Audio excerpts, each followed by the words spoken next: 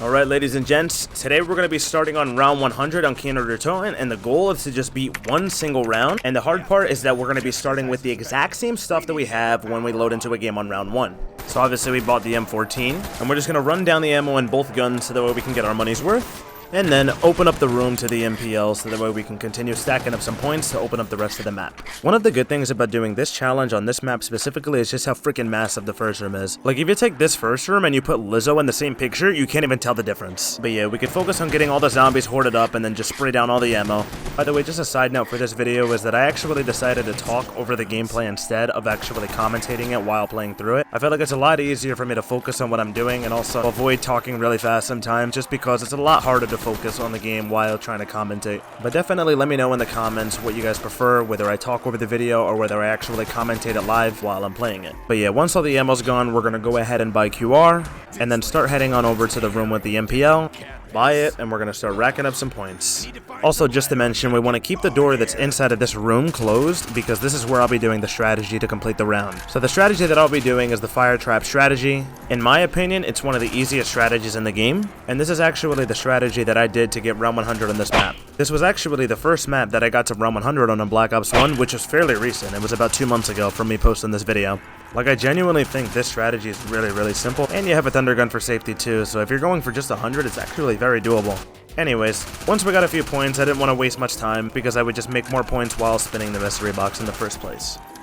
So once I used up all the MPL ammo, I started opening up the doors, and I actually got pretty lucky with having mystery box inside of Speed Cola room. This mystery box spot I think is the second best one in this map. Maybe I'm wrong, I haven't played enough Kino to know that myself, but I do feel it's pretty safe to spin here. But I didn't want to take many spins at this mystery box until I got jugged, just so that way I can ensure that I wouldn't die. We're looking for one thing out of the mystery box, and it's the thunder gun, as it's the only thing that would give me the safety that I need, that's worth trying to go for at least. Once we bought jug, I head back to the MPO room to buy more ammo, and then get just a little bit more points so that way we can focus on getting mystery box hits in. I feel so much more comfortable trying to farm points whenever I have jug. It's like, while I have jug, I'll play so comfortably I won't even take 2 hits, but if I play without jug, I just feel like I'm gonna die. Anyways, to my luck, we got the teddy bear out of the mystery box, so we had to keep on spinning. While I'm waiting for the box, I decided to buy the MP5 so I can start burning down all the ammo and get more points. You know, it's pretty insane to see how much zombies players have evolved in the world. Like 14 years ago, dude, getting around 100 on this map, you were considered like a god. Now there's so many different strategies and you can play so fast and all the stuff that's been optimized that you can actually push this map up to the mid 200s. The mystery box moved on to the stage and I was focused on getting points while hitting the mystery box because I knew I would need the points while running the fire trap strategy. But again, to my luck, I got the teddy bear out of this box too. So while waiting for this mystery box to come on in, I bought the M16 and started using up all the ammo in this as well, and then headed back to the MPL room to continue farming even more points. Unfortunately, the next mystery box location that I had got was the one that's upstairs from the spawn room, so it was a pretty far run. And the reason why I didn't want to go to the first room is so that way I didn't activate Nova spawns, because if you activate Nova spawns, then it actually makes the round slower. I believe it's just because they take longer to come all the way into the room.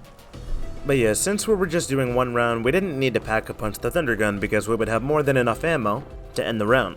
Which also means that I wouldn't need to set up pack-a-punch by going into the first room, which in total means that I might as well make it so that way the Novas don't spawn in, by just simply not going into the first room after we turn on power. Now I managed to get a few mystery box hits on here before the zombies came, but I still didn't get anything good by the time they came over. I have 0 experience in this game with mystery box trades, so I kinda just try to wing it every single time that I get to a box. Once I got all the zombies, I brought them into this little loop here so that way I could just keep hitting the mystery box in a circle. I managed to pull monkey bombs, which is good, but it's still not exactly what we need. Definitely take it though, as it removes a slot from the mystery box. I decided to throw a monkey bomb to try and get 1 or 2 spins without having any zombies around me, but then I ended up getting the teddy bear, and the box moved to the alley.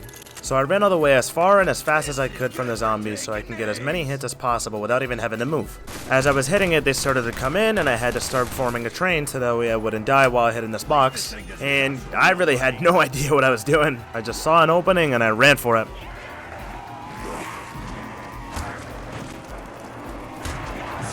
Holy, that was close. Like I said, I've got no experience with doing mystery box trades, so I don't know these routes. And then finally, we got ourselves a T-gun. So I took this, immediately went to go buy Speed Cola, and then got started on the strategy for the round. So I made my way over to the traps, and while we had this horde coming in, I decided to go ahead and hit the trap on all of them, just so that way I can get a horde killed up already.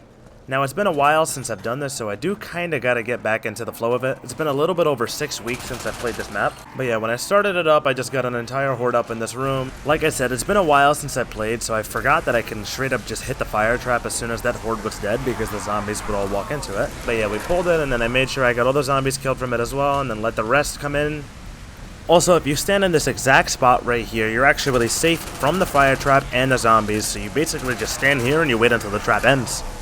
A big reason as to why I said that this strategy I feel like is the easiest in all of BO1 is because you can literally just AFK every time you activate the trap. But if I had to guess, this is probably the only map that has a strategy where you could just straight up AFK. And once the fire trap has been on for a good few seconds, you want to take out your thunder gun and just hold it out just in case if the zombies block you off right after the trap is finished. I've had it happen to me a few times where I get blocked right as the trap ends and I actually can't move. Over here I had to shoot a T-gun shot because I messed up trying to get the horde. But it's fine because that's what we have it for anyways. And so once I killed them, I wait a few seconds until I get more zombies inside of this room. This way everything is spawned in. Run over to the trap by the theater, hit it, and then run all the way to the dressing room. This way everything that was spawned in by the first room and by the fire trap will die to that trap that I just activated. And then I won't get any more spawns blocking me off on the way back. So it's basically killing another 2 hordes with the theater trap.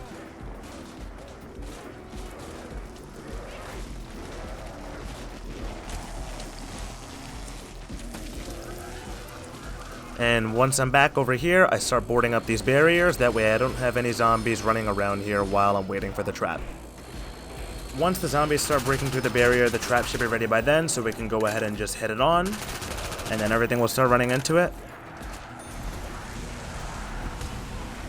And what I usually try to do, especially if I'm low on points, is I'll just use up the rest of my MPL ammo on the zombies coming in from the long way, just so I can get a few extra points.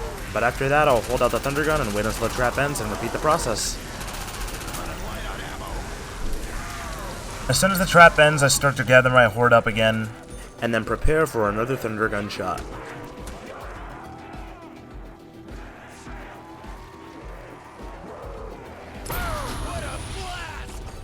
Once we get a good amount of them shot, I run out of the room and head to the trap so we can go ahead and turn it on once again, and then back to the dressing room. And this is basically the strategy that you do. Now right around here where we're approaching the end of the round, so we had the last few spawns coming in, so I run back through the trap,